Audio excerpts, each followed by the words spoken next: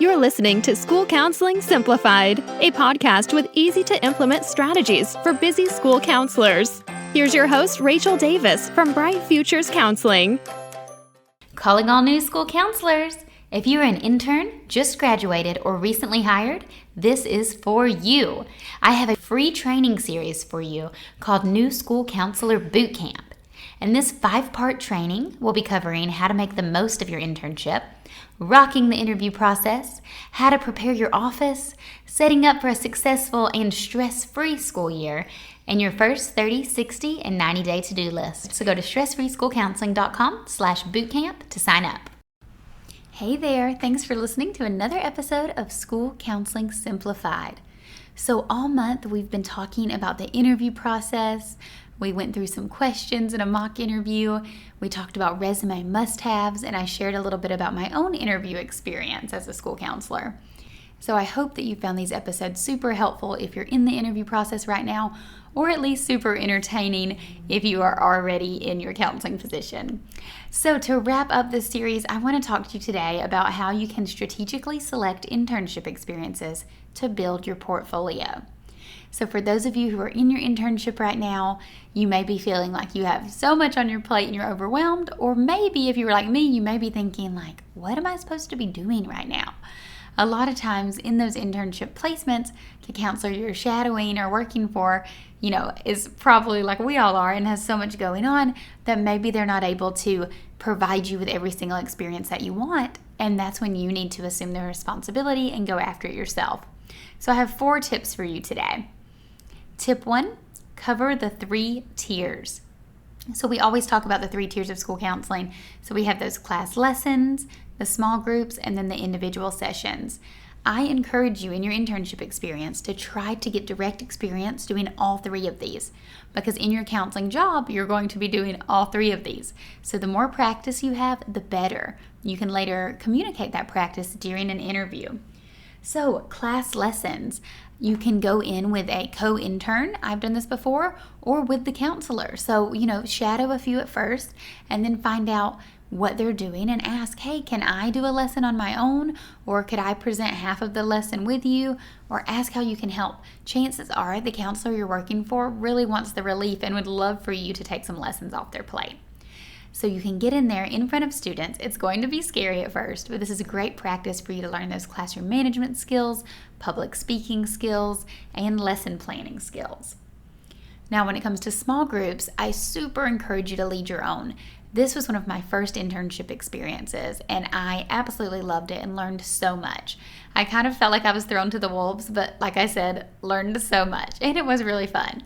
It's actually where I got the name for my business, because I was working with a group of 6th graders, and they were students who were just kind of struggling academically and socially and just needed some all-around support. So we were talking about how their future could be really bright and how we were going to goal set and work toward that future. So I named the group Bright Futures, which is my business now, Bright Futures Counseling. So that's kind of funny. It's especially funny because when I was in elementary school, we had a yearbook every year, that had like a different theme. And one year the theme was really cool. I think when I was in kindergarten. Isn't it funny that I remember this? It was like white with splatter paint. I'm probably aging myself. It's like early 90s. But it was white with colored splatter paint. And I was like, oh, this one's so cool. But then one year it was just like the sun with sunglasses on. And it looked really cheesy. And it said, my future's so bright, I have to wear shades. Or I got to wear shades. Something like that. So it was funny. I was planning the small group. And that was like the only thing I could think of. I mean, I didn't have to give it a name. But I love naming my small groups. If you have any of my small group curriculum, I love a cheesy name like Wiggle Worms or Steam Stoppers or Blooming Friendships. I just think it's fun to have a theme and a fun name. So I was like, oh, I have to name my small group. So I named them Bright Futures, and we had like a sunglasses theme. I think I even gave out sunglasses at the end of the year or something. Anyways, so the small group experience was fantastic. I had that group, and it was mixed, boys and girls, 6th grade. And then I had just a girls group of 7th and 8th. And this was at a charter school in a neighborhood like within downtown San Diego, and kind of like a low-income neighborhood. And it was really powerful. This girls group was so great, and I think I cried like the whole time. Not during the group, but when I got home, just seeing these girls grow and just making so, many connections. It was amazing. And I'm so glad that I got pushed into this small group experience. Like, had I only shadowed, it would have been a lot different. Instead, I had to come up with my activities. I remember combing through these old books of group counseling and figuring out what activities I was going to do and looking up stuff online and then leading the groups. And then, of course, later in my other internship experiences, I continued to lead groups. But those first two at the charter school really stuck out to me because it was just such a great learning experience, and it really gave me the confidence to lead small groups. And small groups are now one of my favorite things to do in school counseling, and I feel like I'm really good at them. And I credit a lot of that to my internship experience. So ask if you can lead a small group. Maybe they have some referrals. Again, the counselor is probably going to be super relieved, oh yes, please do this small group. And maybe they'll give you some guidance. I know when I had an intern working for me, I actually had her run a group, but it was we had a lot of kids with the same referral. So we had two groups that were doing the same thing. So I basically gave her the outlines, hey, this is what I'm doing with the group if you want to do it. But she tweaked them and made them her own as well. So maybe you'll be provided with actual lesson plans and activities, or maybe my first time, you are just going to have a blank slate and then you can choose what you're going to do with the group, which is learning within itself. Again, you're learning that lesson planning, that group facilitating skill, just how to help the students resolve conflicts and participate. I remember doing the group rules, the feelings checks, all of those things. So this is where you're going to get that boots on the ground practice, and I highly encourage you to run at least one small group. Do it on a variety of topics. Do it with a variety of, kids, gender, age range, grade level, developmental level, as much experience as you can get. The more of a variety and the more broad of an experience you can get, the better your internship experience will be. And again, these are all things that we're strategically selecting to include in a portfolio. So what I mean by that is when you go to an interview and they say, this could be a physical portfolio, they're oh, you whip out this folder and you show them different examples of things you've done, or it's just a verbal portfolio and they're well, tell us about your internship experience. And you can just say all of these awesome things you've done. Now, keep in mind, everyone who's interviewing for a job may not be a first-year counselor. These may be people who are coming from different districts. Maybe they were out for a few years because they had a kid or something and they're coming back. So some of your competition could have years of experience. So you want to be able to communicate your experience as well, even if you're a first-year counselor, even if it's only at the internship level. And you can do that by strategically selecting your internship experiences. And of course, the last section of the 3 tiers is individual counseling. Now, this one is a little trickier. I have not been in a situation as an intern or as a host to an intern where the intern was allowed to do individual counseling solo. So this is when you're probably going to shadow. But again, see if you can help in the planning process. When you observe or shadow, take a lot of notes. Ask the counselor after the sessions, why did you say this? How did you know what to do when this happened? Why did we do this activity instead of this? Pick their brains about everything. Which leads me to my next tip, which is take initiative. So my first tip, cover those 3 tiers. Make sure you're getting a broad experience across the 3 tiers. Second tip, take initiative. So seek out opportunities to shadow, observe, plan, and participate. So again, these may not always be handed to you. So you need to be kind of, aggressive about it and say, hey, I want to shadow you doing this. When's a good time? You could even shadow a variety of counselors. So maybe this isn't one that you have a placement at. Maybe you have a middle school placement, but you just want to shadow a high school counselor for a day. Reach out to them. See if you can do that. Observe. So listening and observing, you can learn so much. Sit in on a parent meeting. I remember sitting in on a bilingual parent meeting at the charter school. It was super beneficial. I also sat in on staff meetings. I went to a school board meeting. Anytime you can observe and just see what's going on, who's doing what you would be doing if you were in that role, it's such a great learning experience. And all you have to do is sit there. So it's easy. It's easier than teaching a class lesson, right? Just go observe and absorb like you're a little sponge. It's so important. And then plan. So you want to plan things. So seek out opportunities to plan your own lessons. So say, hey, I have a couple ideas for this. Could I try to plan something? And maybe this isn't just a class lesson or a small group or an individual activity. Maybe you're planning a school-wide activity. During my internship, it was actually the counselor I was working for, her idea, but I was part of it. We did like a flash mob when our character word of the month was cooperation. And then I later did one when I was a counselor at my own school. So that's something you could do, is come up with like fun activities that you can do school-wide. Come up with initiatives to improve attendance. Come up with, any idea you can. Just ask. Try to plan out this idea, kind of pitch it to your counselor you're working with. Chances are they're stoked that you are bringing something to the table and taking something off of their plate. And participate. So it can be easy to kind of like sit back and, do the bare minimum, especially if you've got another job or a grad school caseload as well. I know that was me. When I was in my internship, I was going to class. So we had class in the evenings, thankfully, starting at 4. So it was like 4 to 8 or something. We had class in the evenings for grad school. And then in the daytime, I would go to my internship from like 8 to 12 or 7 to 12. And then from 12 to 4, I would go work a part-time job, or like a 3/4 part-time job, working with adults with developmental disabilities as a resource counselor at like this nonprofit organization, which was a job I loved, but it was just like back to back to back. So yeah, I'll admit, sometimes I remember this one placement I had where I had a counselor friend, her and I really hit it off. And a lot of times we would just kind of be chatting, sitting in the office, catching up, sometimes talking about counselor things, sometimes not. But I wasn't really like putting myself out there to my full potential. I was kind of just like relaxing a little bit because my days were so crazy, So like in between the small groups, her and I would just kind of chill.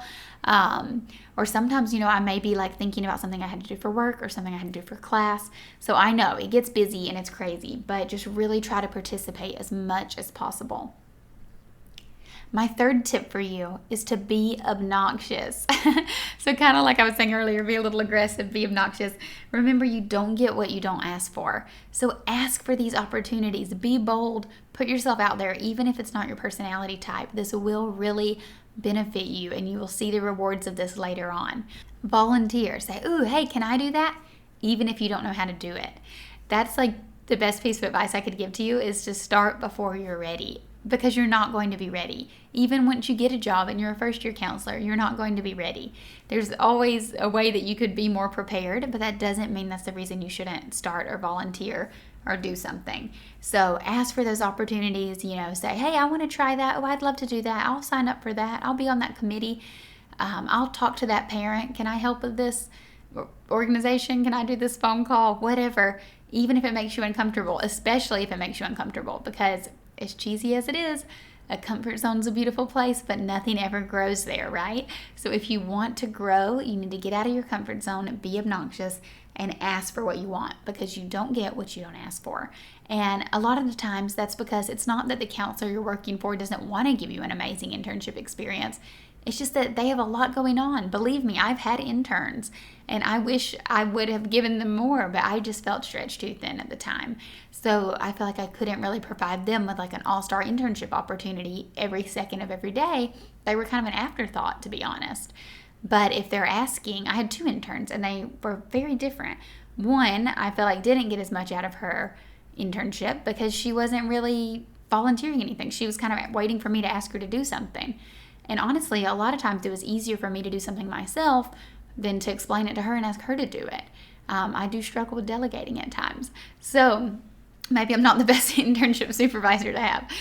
But then I had another intern, and she was amazing, and she was like a real go-getter. And she was great, and the whole staff knew her. The kids loved her. She knew people by their name. She would do stuff I didn't even know she was doing. I was like, oh, wow, that's super awesome. And I feel like she had a much more beneficial internship experience and so much more to bring to the table later on in her interviews and when applying for jobs, because she strategically selected those internship experiences. And my last tip for you is to begin with the end in mind. So all of these tips, everything I've been telling you to do, I want you to do them because I want you to think about your future self in an interview. When you're sitting at the table and they ask you a question, and I mean, you can go back to that episode 2 episodes ago to get some sample questions from our mock interview that Lauren and I chatted about. But when you hear a question, you want to be able to have a good answer. And here's what I don't want to happen.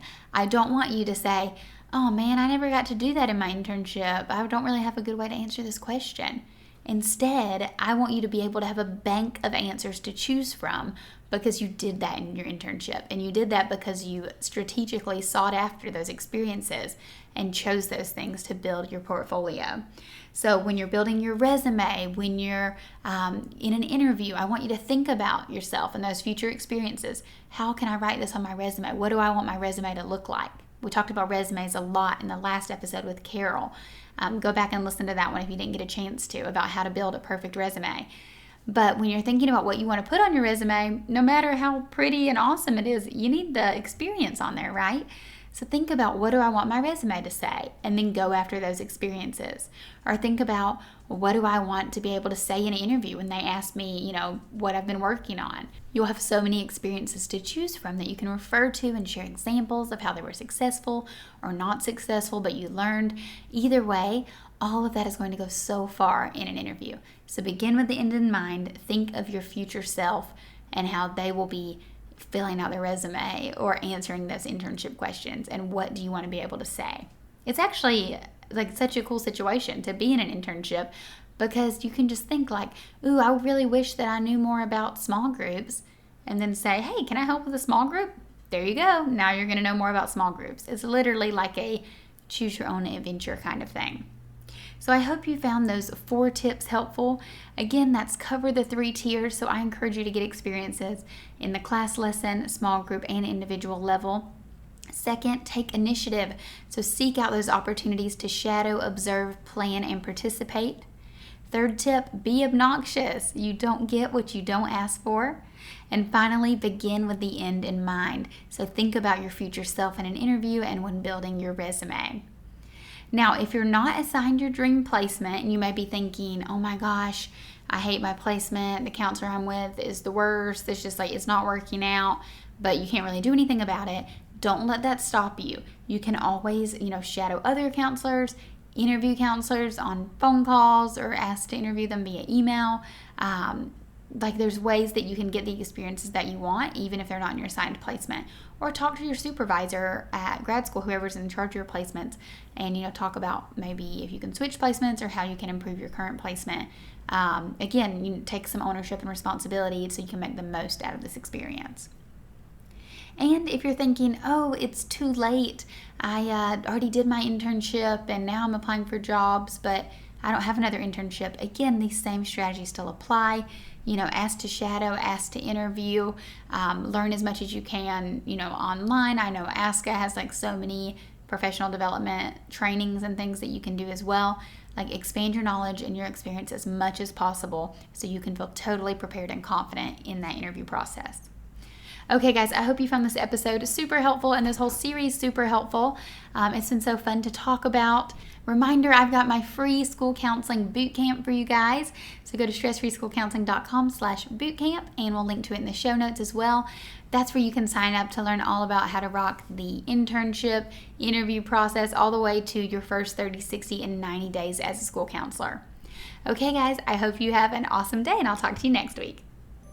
Thanks for listening to School Counseling Simplified. You can find the links from today's episode in the show notes.